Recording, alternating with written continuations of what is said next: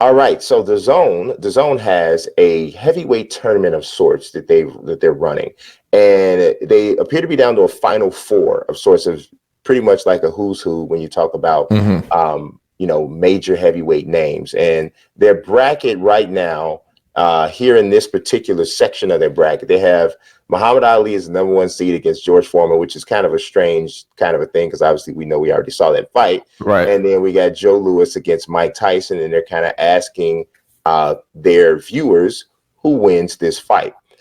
So I thought it'd be interesting for us. Yeah, I love the fantasy conversations. I love the what ifs. Obviously, you can't ever really get a definitive answer, of course, unless maybe Floyd Mayweather's likeness whole deal comes into play and we can get some sort of Right. cyber fight. But you really can't get an answer. I guess that's kind of the coolness of it because it's about the discussion. But Ali Foreman, obviously, I mean, haven't already seen that fight. Would you say something different would happen if some sort of way? I mean, you got to say Ali goes ahead in that particular bracket, right? Yes and no. Oh. I think yes, because we already know that it happened. But I also think that the circumstances surrounding that fight were so unique that it was a perfect storm, right? Yes. It was a perfect storm. Ali Boumbaye, what was it? Yeah. It was Ali Boumbaye. Boumbaye. It was just a perfect storm with who got cut in training? Who got cut in training? Was it Foreman? Foreman got cut in training. Right, which then postponed the fight. Then there were some other issues. It just dragged on, and I just think that at the time, it was just, like I said, just a perfect recipe. And come on, I mean, that's where the rope-a-dope was born.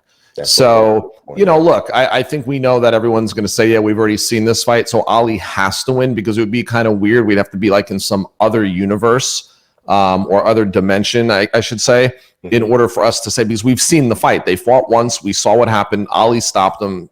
That's it. So, but I am saying that maybe if they fought 10 times under different circumstances, maybe they split. Maybe Foreman's punching power, would prevail. I don't know. I think that's interesting. I think that's interesting. And I think there's some validity there because beyond the delays and all that sort of thing, fighting in Kinshasa was, even though it wasn't technically a home field advantage for Ali, it felt like it by the time the fight happened. I mean, George Foreman says, if anybody's ever seen the We Were Kings documentary, he said, great documentary.